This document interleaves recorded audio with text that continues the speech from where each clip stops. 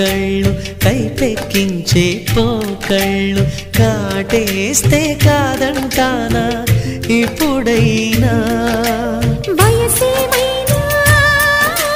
సొగసేమైనా మైమరపించే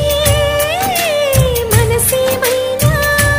నవ్వు నవరాత్రి నీ కోసం తీసుకువస్తున్నా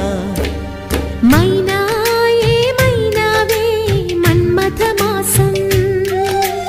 అయినా ఎంతైనా ఇది మెత్తని మోసం